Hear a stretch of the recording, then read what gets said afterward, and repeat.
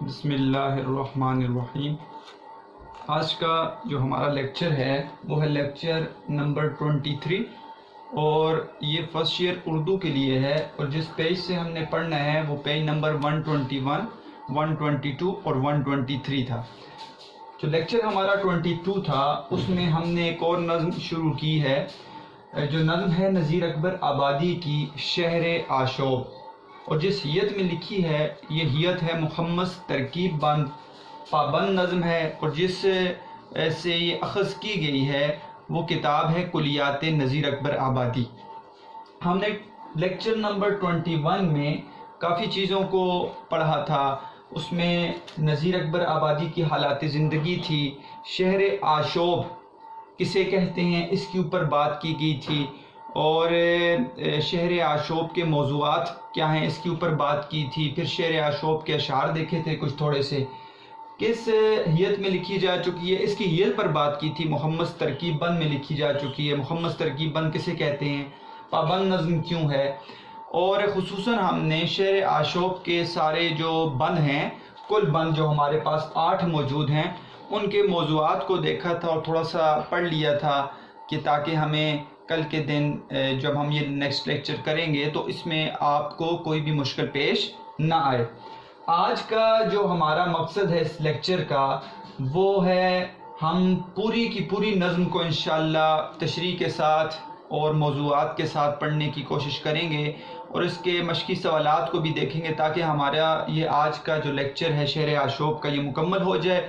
اس lecture کے 2 part ہو سکتے ہیں، کوشش کروں گا ایک ہی پارٹ ہو جائے لیکن 2 ہو سکتے ہیں، جیسے موقع ملا بیچ میں دوسرا پارٹ شروع ہو جائے گا۔ تو بیٹا یہ جو لیکچر ہے لیکچر نمبر 23، اس میں سب سے پہلا کام ہم نے کیا کرنا ہے، سب سے پہلا کام جو ہم نے کرنا ہے وہ ہے کہ ہم شہر آشوب کو دیکھیں گے، اس کے 8 اشعار میں موضوعات کون سے ہیں، ٹھیک ہے، ہر ایک بند کے اوپر مشکل الفاظ کے معنی لکھنے کے ساتھ ساتھ اس کے مختصر مفہوم کو بیان کر کے تشریح کو بیان کریں گے۔ پھر اس کے بعد آپ کو پتہ ہے بیٹا کہ ساتھ ساتھ ہم نے معروضی سوالات بھی دیکھنے ہوتے ہیں، اور میں اس کی طرف اشارہ کر دیا کرتا ہوں کہ کون کون سے معروضی سوالات ہمارے اس آج کے لیکچر میں شامل ہیں۔ ہم نے شارٹ کوسچنز دیکھنے ہیں، شارٹ کوسچنز مشقی سوالات جو مختصر ہیں وہ سوال نمبر 2 ہے، سوال نمبر 4 ہے اور سوال نمبر 5 ہے، یہ ہمارے مشقی سوالات میں شامل ہے جو ہماری نظم کے اندر موجود ہے۔ ایک علم بیان کی قسم ایک انشاءاللہ ہم پڑھیں گے۔ سوال نمبر 2 ہے تشبیہ، جو آپ نے 9th اور 10th میں پڑھ کے آپ آ چکے ہیں، اس کو دوبارہ دہرائیں گے اور تشبیہ کو دیکھیں گے کہ اس پورے جو ہمارے پاس نظم ہے اس کے اندر بھی ایک بند ہے جس کے اندر تشبیہ کو لایا گیا ہے، وہاں پر ہم اس تشبیہ کے سوال کو دیکھیں گے، اور تشبیہ کے یہاں لغوی اصطلاحی معنی مثالیں اور اس کی وضاحت اور اجزاء کو دیکھ لیں گے کہ کون کون سے اس کے اجزاء ہیں۔ تو یہ لیکچر بھی بیٹا آپ کا بڑا اہم ہونے والا ہے۔ ہم شروع کرتے ہیں اپنے لیکچر کو، شہر آشوب پڑھتے ہیں اور اس کے مشکل الفاظ کے معنی دیکھنے کی کوشش کرتے ہیں۔ سب سے پہلی بات میں یہاں پہ کرتا چلوں بیٹا، یہ آپ کو پتہ ہے یہ محمد ترکیب بند میں یہ نظم لکھی جا چکی ہے، پابند نظم ہے۔ پابند نظم اسے کہتے ہیں جس کے اندر کافی اور ردیف کی پابندی ہو اور بحر اور وزن کی بھی پابندی ہو۔ تو ہمیشہ کی طرح میں نے اس جو نظم ہے اس کی بھی بحر نکالی ہے۔ یہ بحر جو ہے یہ بیٹا بحر مضارع مسمن اخرب مکفوف اور محذوف ہے، پورا نام تو اس کا یہ ہے، ٹھیک ہے، لیکن آپ بحر مضارع اخرب لکھ سکتے ہیں اس کو۔ اس کے جو رکن ہیں وہ یہاں پر 4 لکھے جا چکے ہیں، مفعول ہے، فاعلات، ٹھیک ہے، مفاعیل اور فاعلون۔ پوری کی پوری آپ کی جو یہ نظم ہے وہ مفعول، فاعلات، مفاعیل اور فاعلون کے اندر لکھی گئی ہے۔ تو یہ آپ نے ذہن میں رکھ لینا ہے اور یہاں سے آپ نے اس کو نوٹ کر لینا ہے کہ کون سی بحر ہے، تاکہ ہمیں بحر کا بھی پتہ چل جائے۔ پوری کی پوری بحر کی یہاں پر پابندی کی ہے نذیر اکبر آبادی نے۔ اب آتے ہیں ہم اپنے شہر آشوب کے مشکل الفاظ کے معنی کو پہلے بیٹا اکٹھا ہی لکھ لیں تاکہ پھر بعد میں آپ کے لیے مشکل پیش نہ آئے۔ اپنی کتابوں کو کھولیں اور وہاں پر آپ اپنے معنی کو درج کریں۔ ہے اب تو کچھ سخن کا میرے اختیار بند، سخن سے مراد یہاں پر شاعری ہے بیٹا، شاعری لکھ لیں۔ رہتی ہے طبع سوچ، طبع سوچ، طبع سے مراد طبیعت ہے، سوچ یعنی دن طبیعت ایک ہی سوچ میں رہتی ہے، ٹھیک ہے، طبیعت ایک ہی سوچ میں رہتی ہے۔ لیل و نہار کہتے ہیں دن اور رات۔ دریائے سخن، شاعری کا دریا، موجدار بیٹا موجیں لہریں، وہ کس طرح نہ منہ میں زباں بار بار بند، جب آگرے کی خلق مخلوق کو کہتے ہیں۔ دوسرا بند دیکھیں، بے روزگاری نے یہ دکھائی ہے، مفلسی کہتے ہیں غریبی کو، کوٹھے کی چھت نہیں ہے یہ چھائی ہے مفلسی، چھانا۔ دیوار و در، در کہتے ہیں دروازے کے بیچ، سمائی آ جانا، سمانا۔ ہر گھر میں اس طرح سے بھر آئی ہے مفلسی، پانی کا ٹوٹ جاوے ہے جو ایک بار بند۔ ٹھیک ہے، یہ بند سے مراد بیٹا وہ بند نہیں ہے جو اوپر روزگار بند ہے، یہ بند سے مراد وہ بند ہے جو کہ پانی کو روکنے کے لیے استعمال کیا جاتا ہے، تو یہ آپ نے ذہن میں رکھنا ہے یہاں پر۔ صراف، آپ کو پتہ ہے بیٹا جو صراف وہ ہوتے ہیں جو سونے کا کام کرتے ہیں، جو گولڈ کا کام کرتے ہیں، جیولرز ہوتے ہیں۔ بنیے، بنیے جو ہوتا ہے نا بیٹا یہ ہندو کریانہ فروش ہوتا ہے، بنیا۔ جوہری، جوہری جوہر سے یعنی قیمتی پتھروں کا کاروبار کرنے والے، قیمتی پتھروں کا کاروبار کرنے۔ سیٹھ ساہوکار، ٹھیک ہے، یہ سیٹھ ساہوکار سے مراد ہے امیر لوگ جو کیا کرتے ہیں، ہندوؤں کے لوگوں کو یا لوگوں کو قرض پر پیسے دیتے ہیں سود کے ساتھ، انہیں کہتے ہیں سیٹھ ساہوکار۔ ٹھیک ہے، آپ نے آخر میں بھی دیکھنا ہے، آپ کا ایک سب سے بڑا فائدہ تو یہ ہوتا ہے کہ آپ آخر میں جب جائیں گے صفحہ نمبر یہاں پر 188 پر، تو یہاں پر مختلف جو ہے آپ کے مشکل الفاظ کے معنی لکھے جا چکے ہیں۔ ٹھیک ہے، جیسے کہ آپ یہاں پر دیکھ رہے ہیں، صراف سونے کا کاروبار کرنے والا، سیٹھ امیر دولت مند، ساہوکار روپے کا کاروبار کرنے والا یعنی سود پر پیسے دینے والا۔ دیتے ہیں سب کو نقد سکھاتے ہیں ابودار، بازار میں اڑی ہے پڑی خاک بے شمار۔ کاروبار نہ محاورہ لکھ لیں یہاں پر، بیٹے ہیں بیٹھے ہیں یوں دکانوں میں اپنے دکاندار، جیسے کہ چور بیٹھے ہوں قیدی کتار بند، قیدی کتار بند یعنی کہ قیدیوں کی طرح کتاریں بنا کر۔ محنت سے ہاتھ پاؤں کی کوڑی، کوڑی ایک پیسہ۔ بیکار کب تلک کوئی قرض اور ادھار کھائے، دیکھوں جسے وہ کرتا ہے رو کے ہائے ہائے۔ ٹھیک ہے، یہاں پر آسان ہے بیٹا، اس نظم میں زیادہ مشکل الفاظ نہیں ہیں۔ اگلے صفحے پہ جاتے ہیں 122 پر۔ اس شہر کے فقیر بھکاری جو ہیں طبع، جس گھر میں جا سوال وہ کرتے ہیں خام خواہ، بھوکے ہیں کچھ بجائیو بیجنا۔ وہاں سے صدائی آتی ہے پھر مانگنا، پھر مانگنا۔ کرتے ہیں ہونٹ وہ اپنے شرمسار، شرمناک ہو کر، شرمسار شرمندہ ہو کر۔ کیا چھوٹے کام والے وہ کیا پیشہ ور نجیب کہتے ہیں معزز و شریف انسان کو، معزز شریف ہوتی ہے بیٹھے بیٹھے جب شام، ان قریب کہتے ہیں نزدیک۔ آگے آسان ہے کون سا وہ دل جسے فرسودگی نہیں، فرسودگی کہتے ہیں بیٹا پریشانی لکھ لیں، پریشانی۔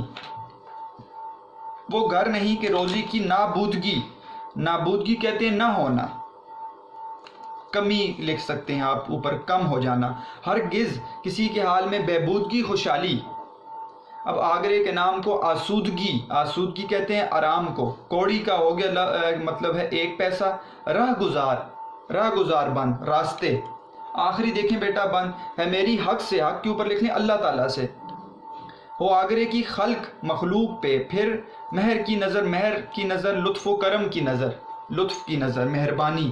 سب کھاویں پیویں یاد رکھیں اپنے اپنے گھر، اس ٹوٹے شہر پر بھی الہی تو فضل کر، کھل جاویں ایک بار تو سب کاروبار بند۔ تو یہ باقی آسان ہے بیٹا، مشکل الفاظ کے معنی میں نے بول دیے، کم ہیں آپ نے لکھ لیے ہوں گے۔ اب آتے ہیں بیٹا اس نظم کے اس حصے کی طرف جو میں نے آپ کو لیکچر نمبر 22 میں بتایا تھا۔ آپ پہلے بند کے اوپر لکھ لیں شاعری نہ ہونا، دوسرے بند کے اوپر مفلسی، تیسرے سے 7ویں بند تک رزق کی کمی، اور 8ویں بند کے اوپر دعا لکھ لیں۔ اس سے آپ کو فائدہ کیا ہوگا؟ اس سے آپ کو فائدہ یہ ہوگا آپ کا خلاصے کے پوائنٹس نکل آتے ہیں، آپ مرکزی خیال لکھ سکتے ہیں، خلاصہ لکھ سکتے ہیں، تو یہ آپ کو فائدہ مل جاتا ہے یہاں پر۔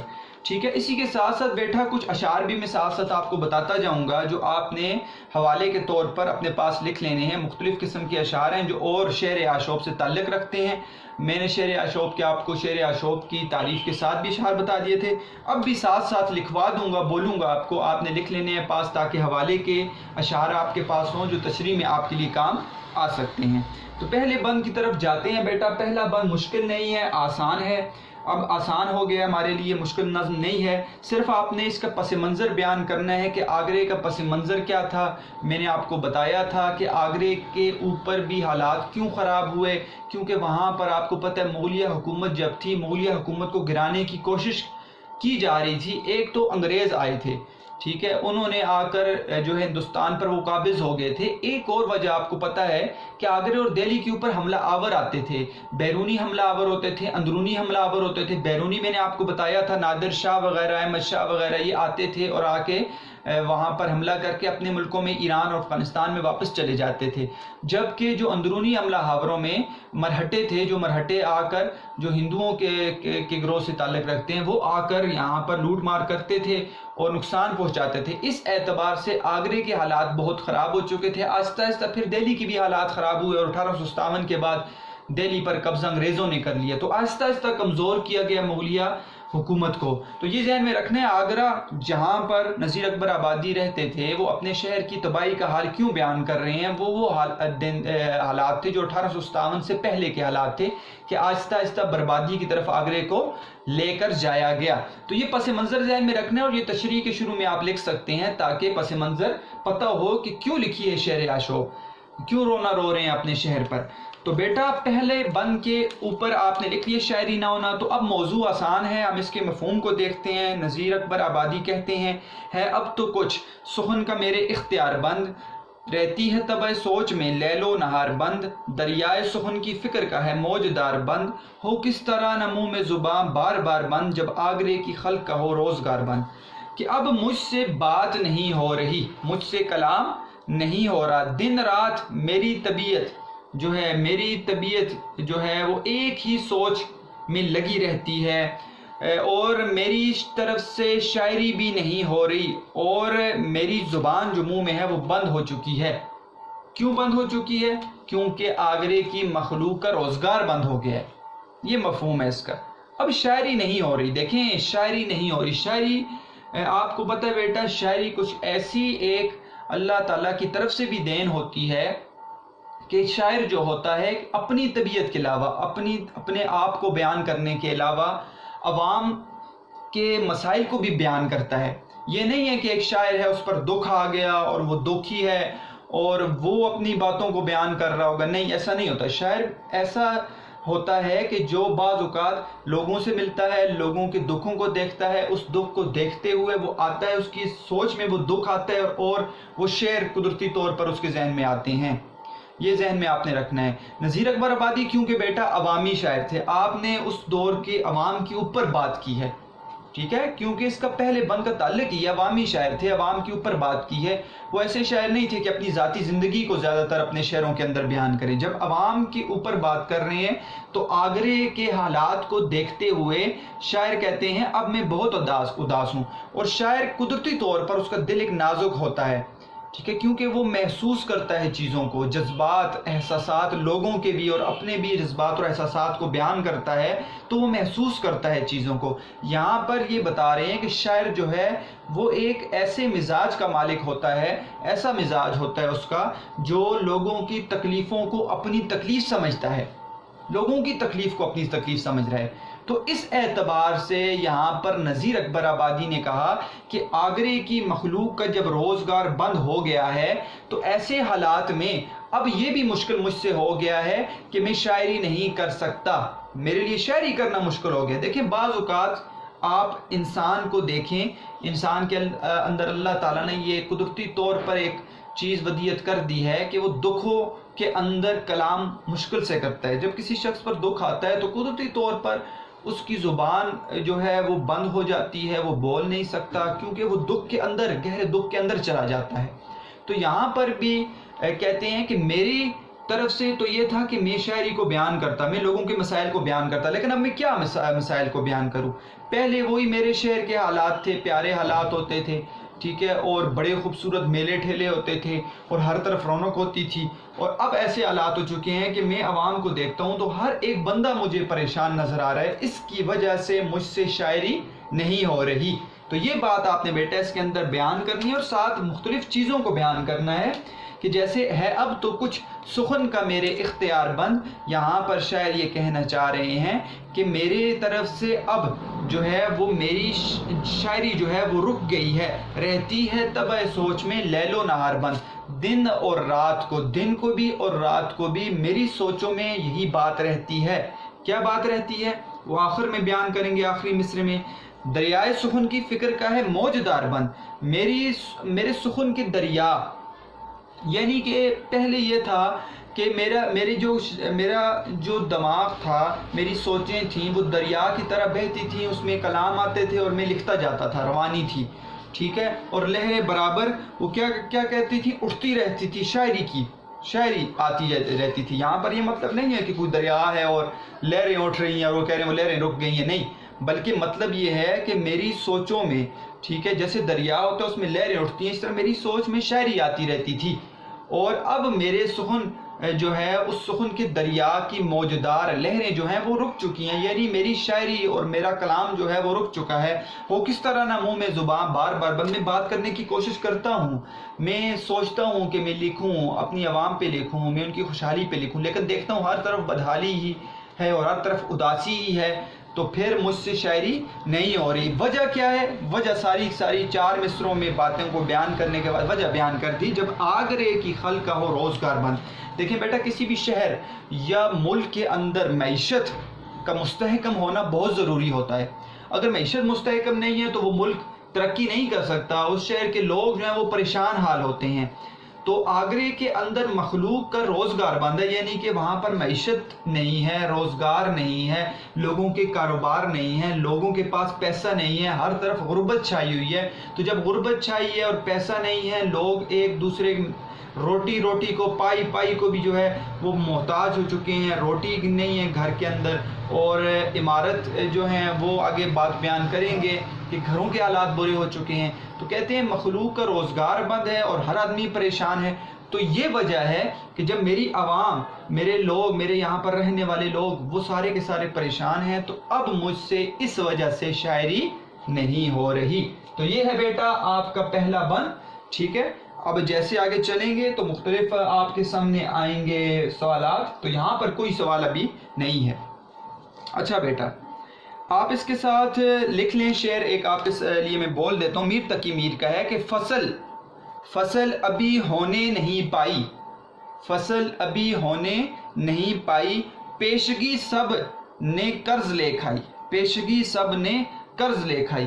کیا مطلب ہے کہ فصل مثال کے طور پر جہاں کے حالات خراب ہوتے ہیں نا، وہاں پر کیا ہے کہ فصل ابھی ہوئی نہیں ہے، فصل ابھی اگے گی، لیکن پہلی وہ قرضے کے طور پر لوگوں نے پیسے لے کر اور وہ فصل جو وہ پہلی بیچ دی، یعنی حالات اتنے برے ہیں۔ فصل ہوتی ہے تو انسان کاٹ کر بیچتا ہے نا، تو میر تقی میر کہہ رہے ہیں کہ پہلی لوگوں نے قرض لے کر فصل کو کیا کر دیا ہے، وہ بیچ دیا ہے، کہ فصل ابھی ہونے نہیں پائی، پیشگی سب نے قرض لے کھائی۔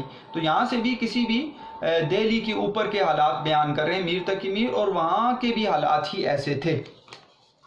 تو بیٹا بھی لائٹ آپ کے سامنے چلی گئی ہے، تو میں اپنی اس سبق کو جاری رکھوں گا۔ آپ نے دیکھنا ہے کہ سبق اگر زیادہ لائٹ کا دورانیہ بڑھ گیا تو روک دیں گے، لیکن ابھی اس کو جاری رکھیں گے۔ آپ کو بورڈ کی پکچر مل جاتی ہے، آپ اپنی کتابوں کی طرف دیکھیں۔ بے روزگاری نے یہ دکھائی ہے مفلسی، کوٹھے کی چھت نہیں ہے یہ چھائی ہے مفلسی، دیوار و در کے بیچ سمائی ہے مفلسی، ہر گھر میں اس طرح سے بھر آئی ہے مفلسی، پانی کا ٹوٹ جاوے ہے جو ایک بار بند۔ تو یہاں پر بیٹا جو موضوع ہے وہ ہے مفلسی، اور اسی کے اندر آپ کا سوال نمبر 5 بھی موجود ہے، سوال نمبر 5 بھی موجود ہے، جو ہم انشاءاللہ اس بند کے پڑھنے کے بعد اس کو حل کریں گے۔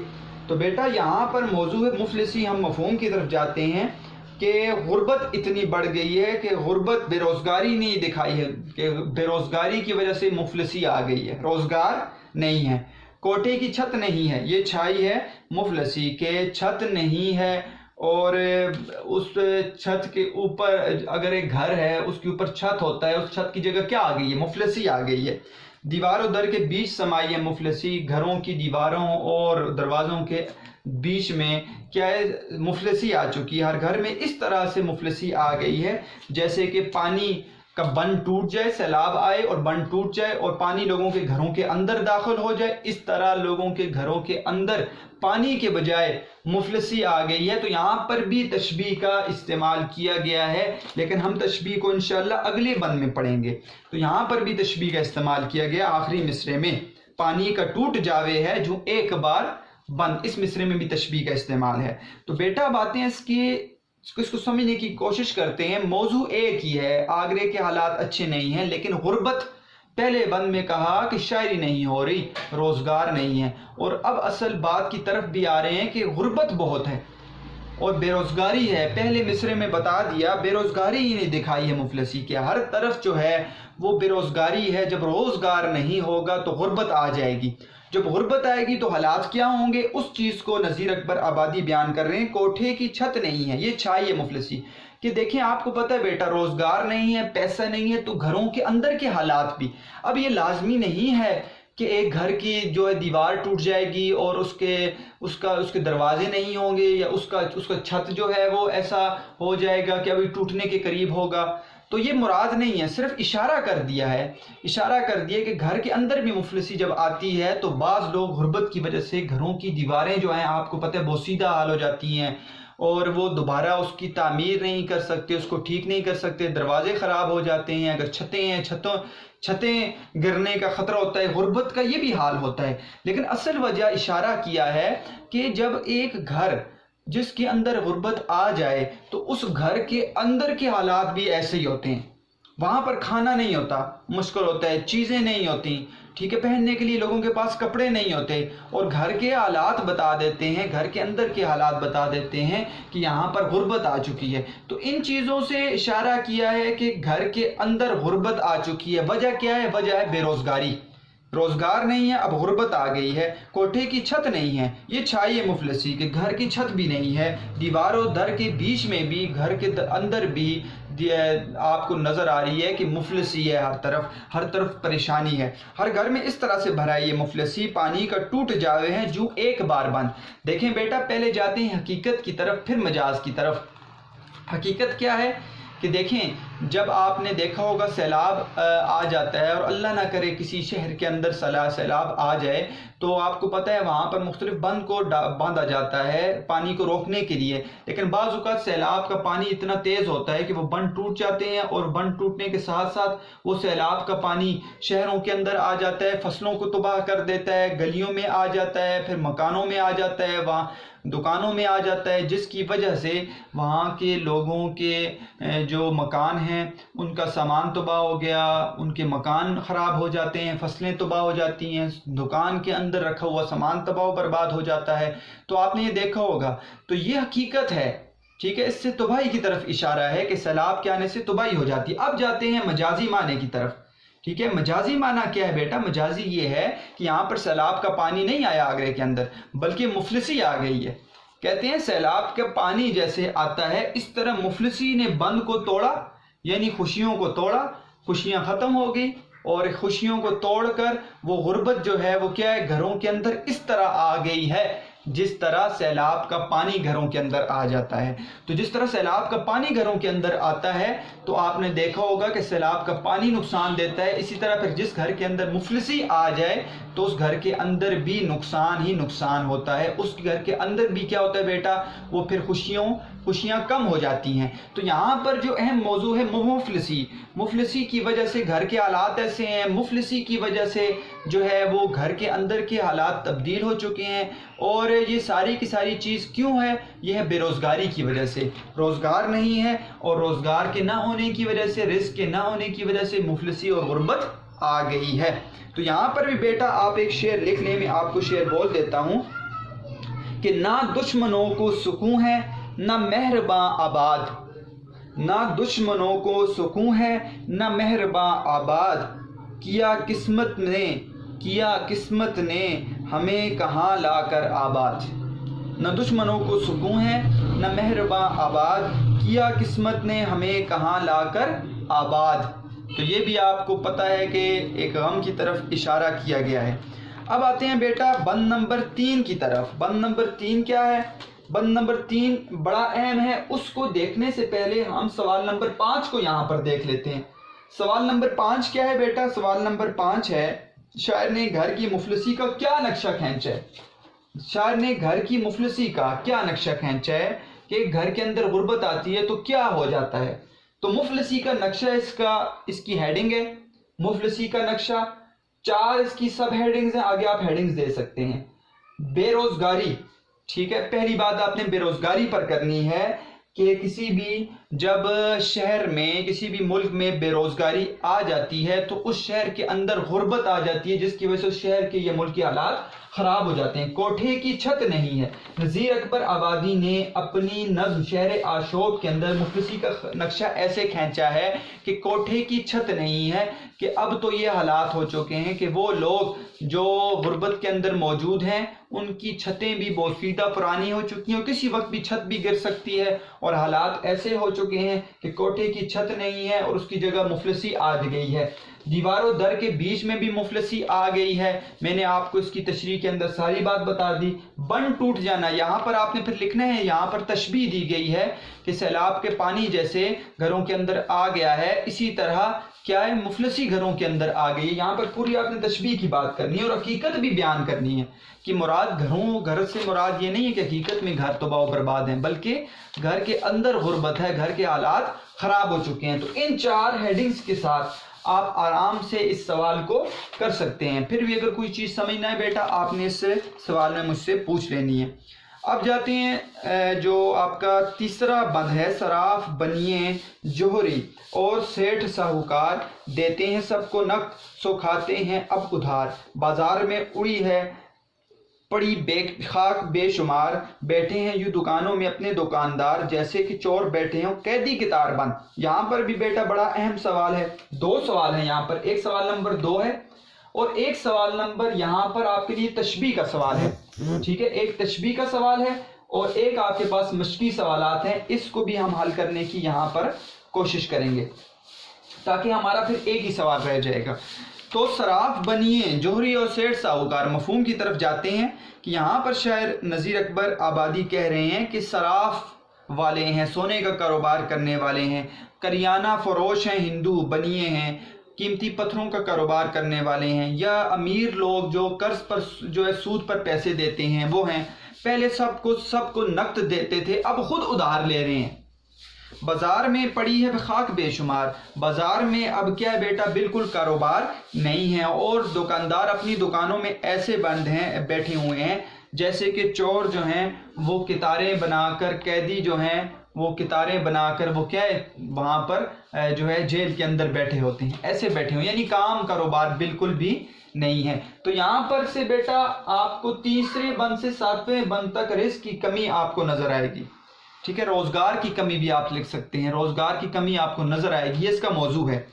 تو اس کے اندر بیٹا تشریح کے اندر جائیں تو آپ نے سب سے پہلے صراف بنیے جوہری سیٹھ ساہوکار کو سمجھنا ہے، جو آپ کو میں نے مشکل الفاظ کے معنی میں بتا دیا کہ صراف سے مراد کیا ہے، سونے کا کاروبار کرنے والا، بنیا ہندو کریانہ فروش ہوتا ہے، جوہری جو ہوتا ہے وہ قیمتی پتھروں کا کاروبار کرنے والا، سیٹھ ساہوکار، سیٹھ امیر آدمی، ساہوکار یعنی قرض پر پیسے دیتا ہے لیکن سود پر دیتا ہے۔ سود سے مراد کیا ہے بیٹا؟ سود سے مراد یہ ہے کہ اگر کسی کو 1 لاکھ روپے آپ دیتے ہیں قرض پر، اگر اس سے 1 لاکھ ہی واپس لیں تو یہ سود نہیں ہے، لیکن 1 لاکھ کے اوپر آپ 1 پیسہ بھی لے لیں، 1 پیسہ، ٹھیک ہے، 1 روپیہ، 5 روپے، اوپر جو بھی پیسے لیں گے واپسی پر تو وہ سود ہوگا، تو منافع جائز نہیں ہے۔ لیکن وہ لوگ کیونکہ ہندو ہیں وہ 1 لاکھ کسی کو دیتے ہیں تو 3 مہینے کے لیے جب دیتے ہیں تو کہتے ہیں 1 لاکھ اور اوپر 10,000 روپیہ تم سود کے دو گے تاکہ ہمیں فائدہ پہنچے آپ کو قرض دینے کا۔ تو یہ ہوتے ہیں سیٹھ ساہوکار۔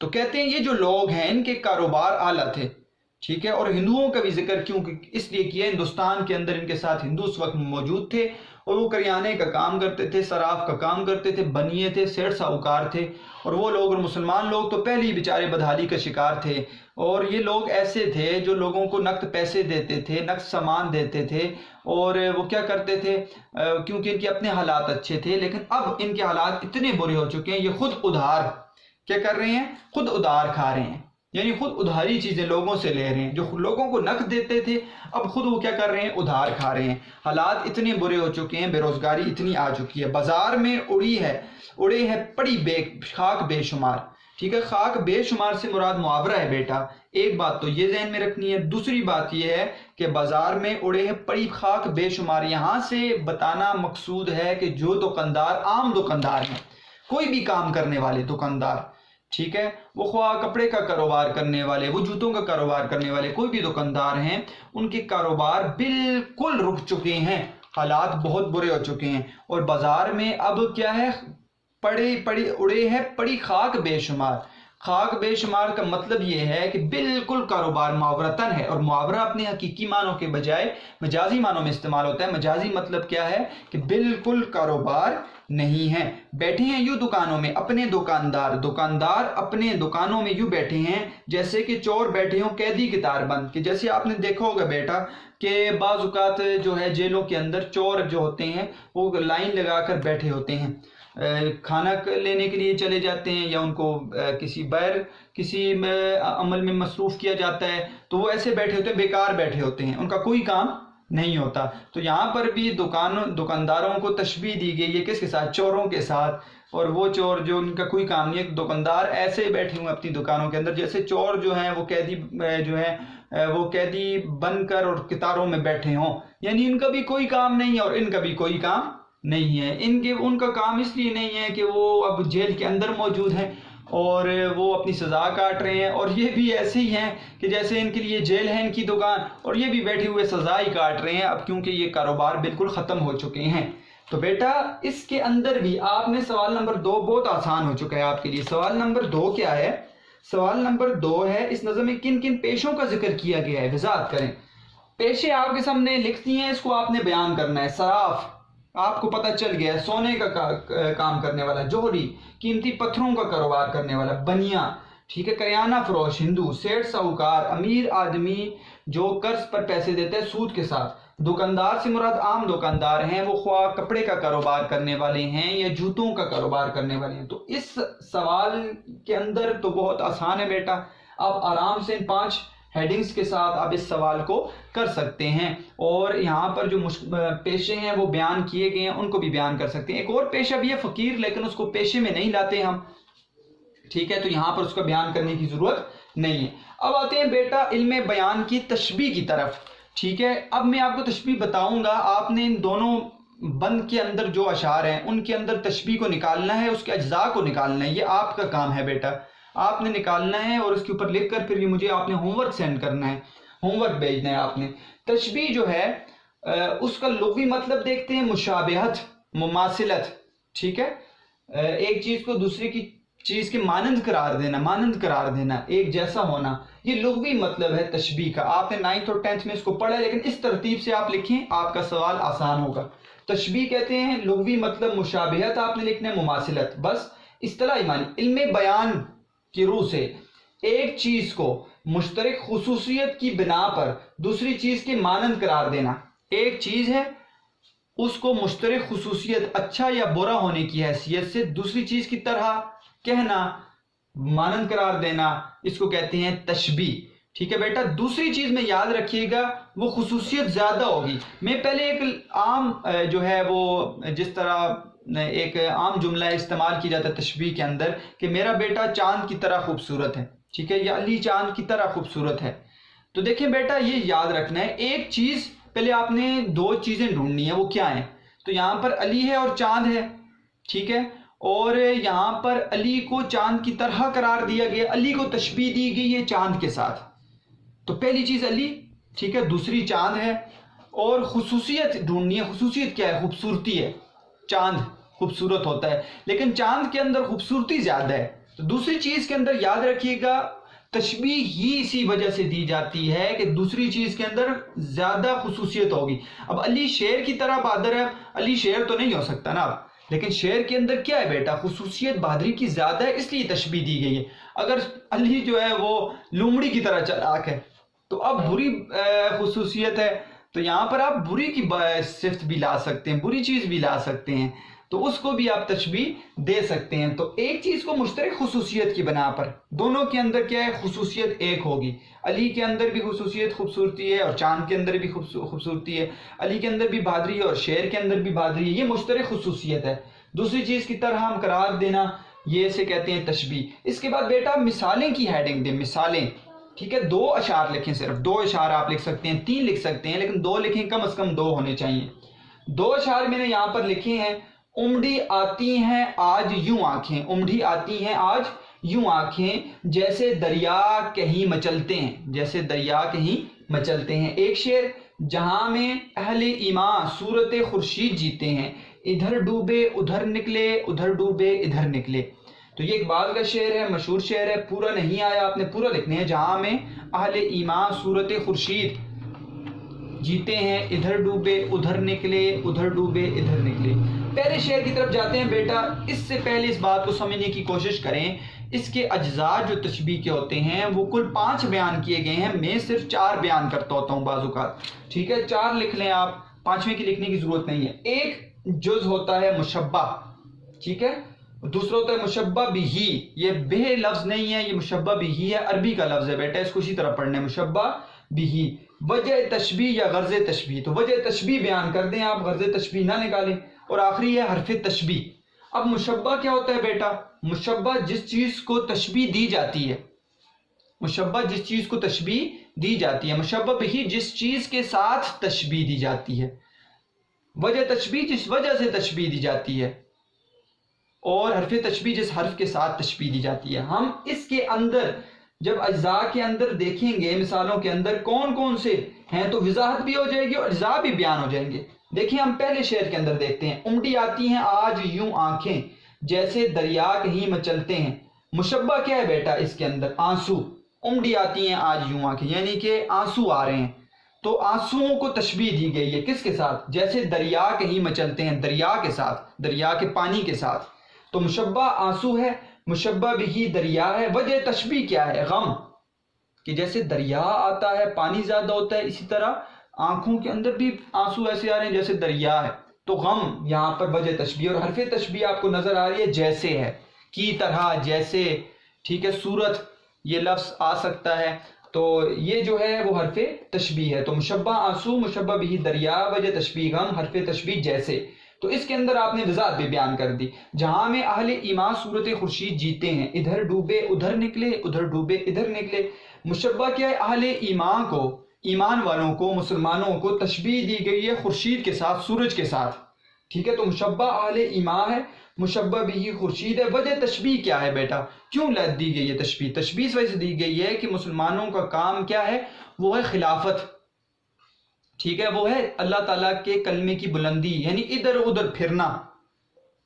جیسے کہ خورشید سورج جو ہے نا, وہ سورج وہاں سے مشرق سے نکل کے مغرب کی طرف پوری دنیا کا چکر لگاتا ہے. اس طرح مسلمان بھی اپنی جگہ پہ نہ رہے بلکہ پوری دنیا میں پھر جائے, خلافت ہے یہاں پر.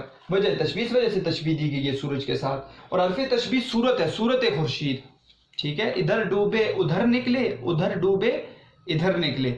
تو دوبارہ کیونکہ سورج نکل آتا ہے تو وہ صورت خورشید جیتے ہیں. کہا اہل ایمان جو ہیں, ایمان والے, وہ سورج کی طرح جیتے ہیں, وہ ایک جگہ گھر میں نہیں رہتے.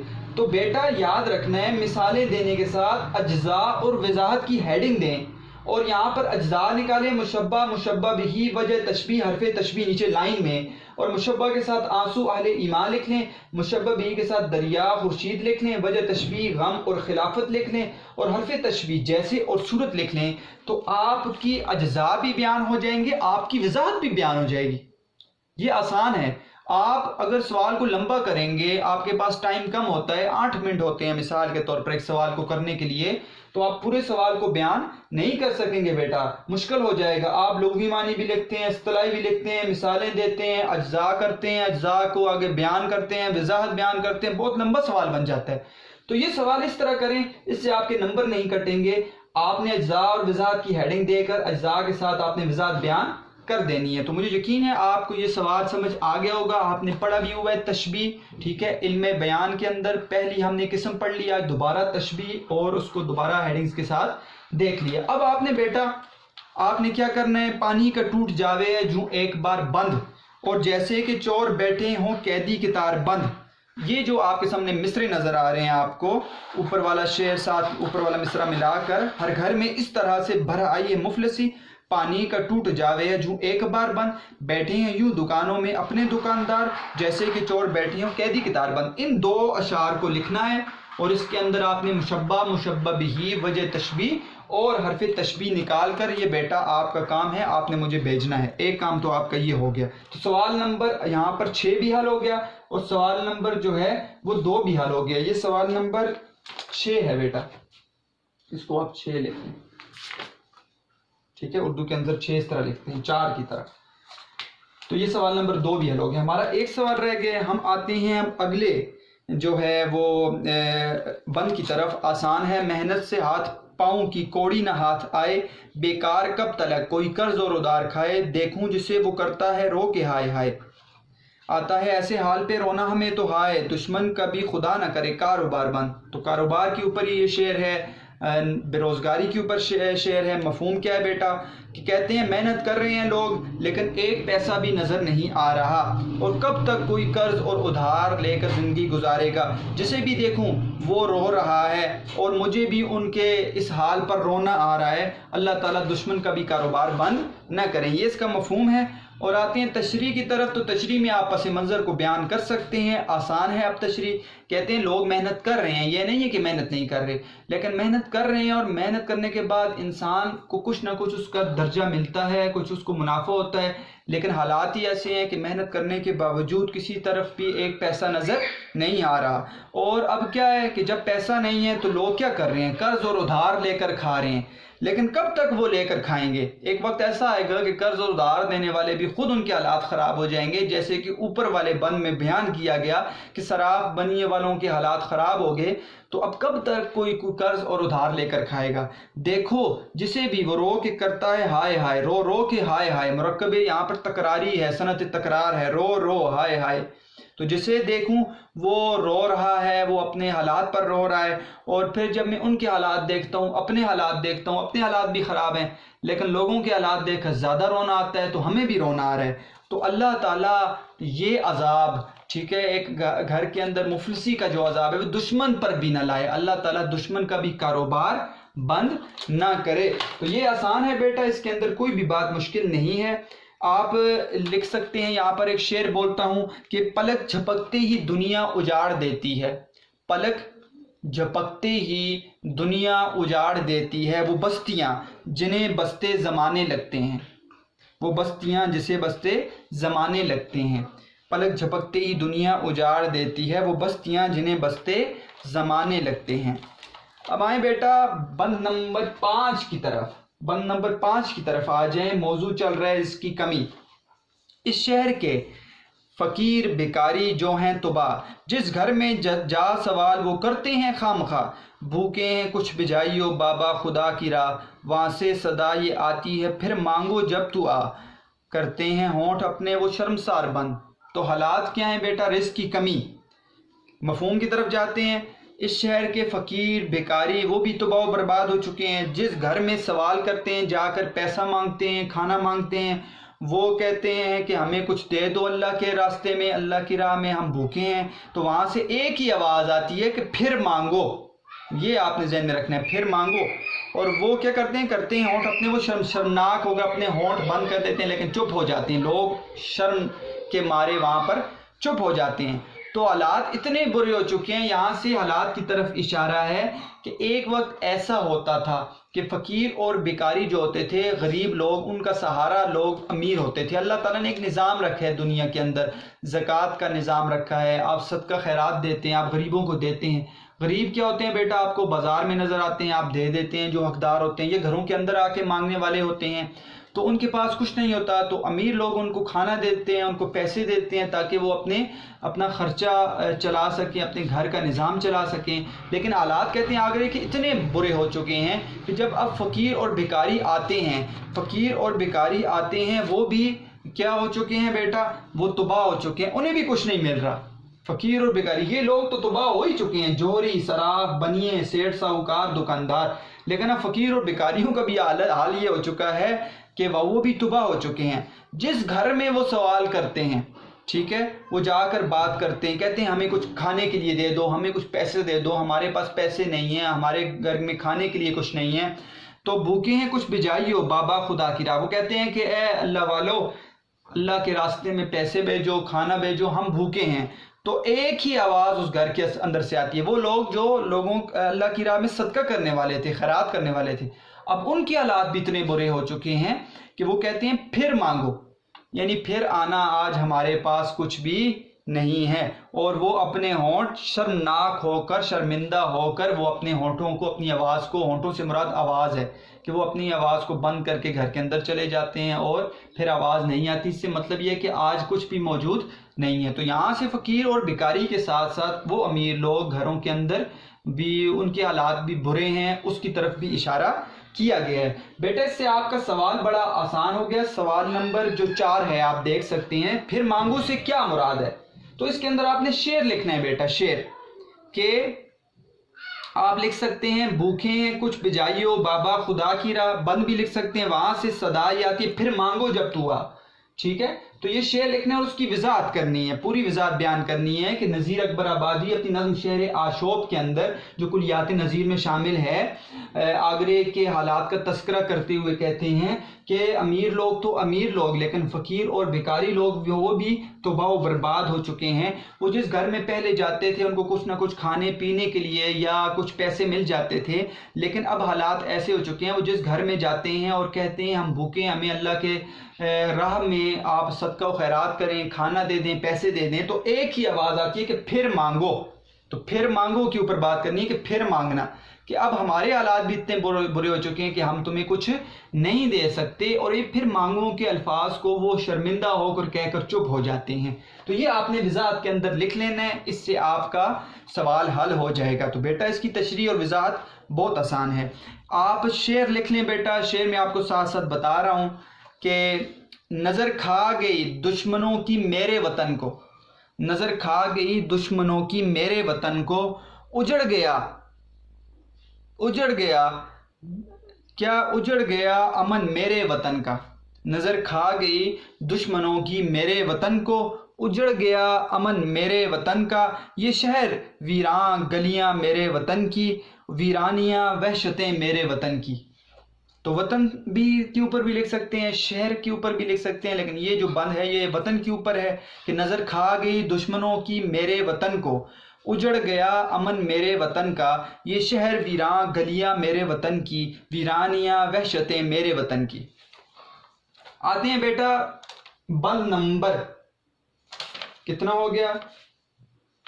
نمبر 6 پر۔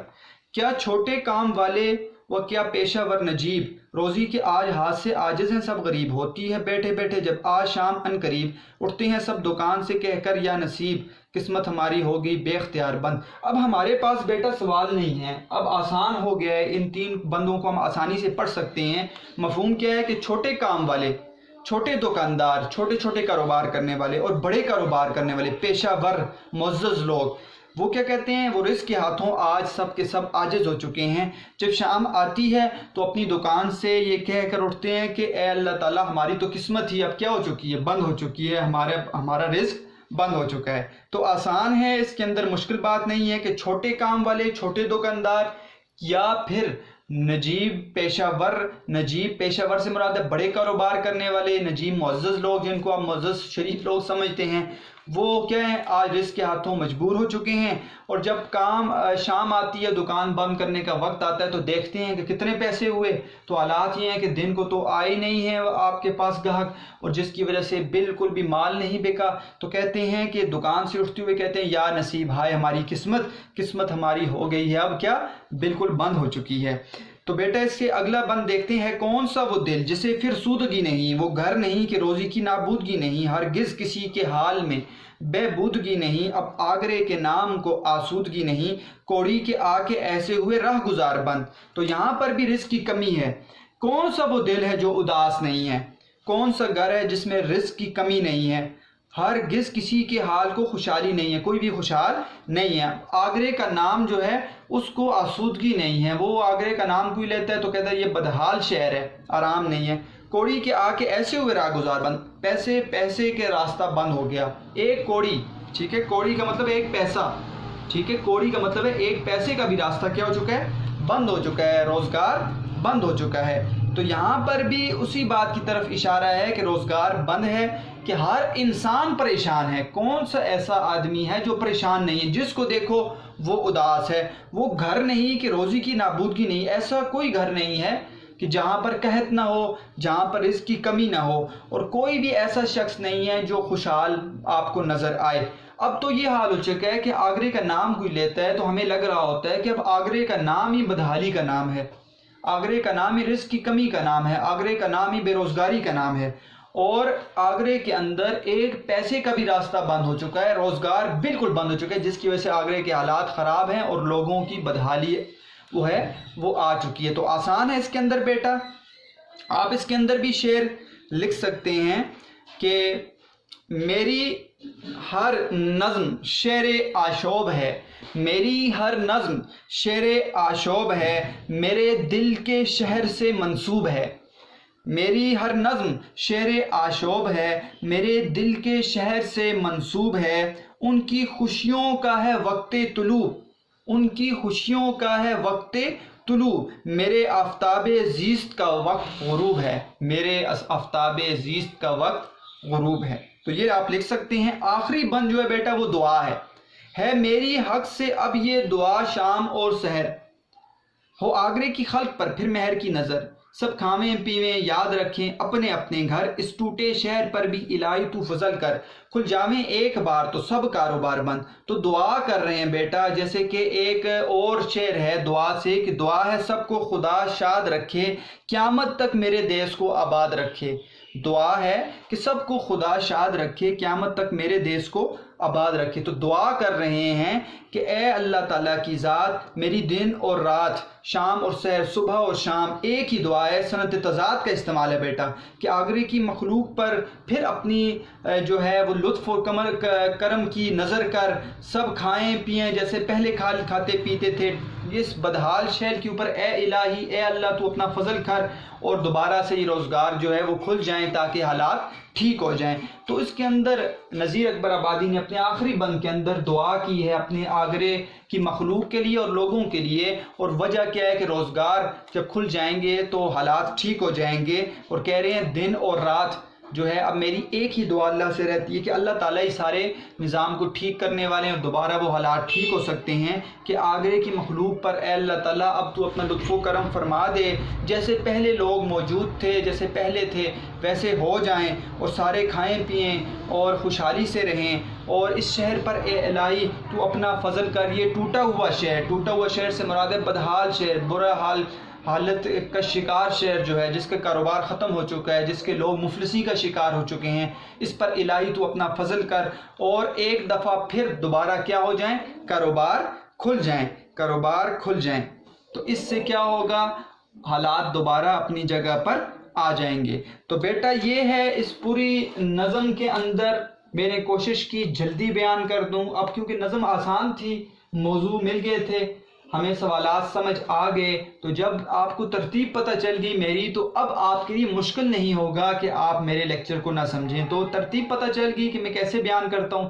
دیکھیں ساتھ ہم نے تشریح بیان کر دی، ساتھ ہم نے تشبیہ کو بھی دیکھ لیا، ہم نے 3 سوال بھی دیکھ لیے، مفہوم بھی دیکھ لیا، مختلف اشعار بھی ہم نے ساتھ حوالے کے لکھ لیے، آپ کو بیچ میں کچھ صنعتوں کا بھی پتہ چل گیا، صنعتیں اور بھی آپ ڈھونڈیں، مرکبات ڈھونڈیں، جس سے آپ کو پتہ چلے گا کہ اس کے اندر فنی جائزہ کیا ہے، تو آپ کو ساری ترتیب بحر کا بھی پتہ چل گیا، اور سارے اس سے پہلے لیکچر میں آپ کو محمد ترکیب بند کا بھی پتہ چل گیا۔ تو ہم نے پورے ٹاپک کو کور کر لیا ہے بیٹا۔ اب اس میں یہ ہے کہ آپ نے معروضی سوالات بھی دیکھنے ہیں بیٹا، نذیر اکبر آبادی کی حالات زندگی میں بہت ہیں، آپ اس میں یہ معروضی سوال ہو سکتا ہے محمد ترکیب بند والا، ٹھیک ہے، کہ نذیر اکبر آبادی کی نظم شعر آشوب شیعت میں لکھی جا چکی ہے، اس کے ماخذ کا سوال ایم سی کیوز میں آ سکتا ہے۔ تشبیہ کا سوال، ایک چیز کو مشترک خصوصیت کی بنا پر دوسری چیز کی مانند قرار دینا ڈیش کہلاتا ہے۔ تشبیہ، استعارہ، مجاز مرسل، کنایہ، یا پھر آ سکتا ہے کہ جیسے کہ چور بیٹھے ہوں قیدی کتار بند کے اندر علم بیان کی قسم ڈیش ہے، تشبیہ ہے، استعارہ ہے، مجاز مرسل ہے، کنایہ ہے۔ یا پھر بیٹا اس کے اندر ایسے بھی آ سکتا ہے کہ آپ کو کوئی بھی مصرے سے، جیسے میں نے بتایا، کوئی لفظ حذف کر دیں گے، اور مثال کے طور پر ہے اب تو کچھ ڈیش کا میرے اختیار بند، سخن کا، کلام کا، بات کا، بول کا، کچھ بھی آ سکتا ہے جس میں سے آپ کو دیکھنا ہوگا۔ تو خصوصاً آپ نے بار بار اس نظم کو پڑھنا ہے، جب پڑھیں گے تو آپ کا ایم سی کیوز حل ہو جائیں گے، آپ کو مشکل نظر نہیں آئے گی۔ تو مجھے امید ہے بیٹا آپ کو آج کا لیکچر سمجھ آیا ہوگا۔ کوئی سوال ہو تو آپ میرے نمبر پر مجھ سے پوچھ سکتے ہیں بیٹا۔ ہوم ورک ٹھیک ہے، اور تشبیہ والے جو میں نے آپ کو 2 اشعار بتائے اس کے اندر سے بھی آپ نے مشبہ بھی وجہ تشبیہ غرضے اور حرف تشبیہ نکال کر بھی مجھے بھیجنا ہے۔ یہ ہوم ورک کر کے آپ نے مجھے بھیج دینا ہے بیٹا، محنت کرتے رہنا ہے۔ اللہ تعالیٰ آپ کو خوش اور آباد رکھیں۔ ہماری نظم ختم ہوگی، ہمارا جو راؤنڈ فرسٹ ہے اس میں ہمارے نظم کا حصہ کمپلیٹ ہو چکا ہے، مکمل ہو چکا ہے۔ 3 نظمیں تھیں، تینوں ہم نے پڑھ لی۔ 2 اسباق انشاءاللہ رہتے ہیں ہم پڑھیں گے، اور 2 غزلیں ہیں میر تقی میر کی، وہ پڑھ کے ہم 25% راؤنڈ فرسٹ انشاءاللہ وہ ہم کمپلیٹ کریں گے۔ تو بیٹا آپ نے محنت کرتے رہنا ہے، اللہ تعالیٰ آپ کو خوش رکھیں۔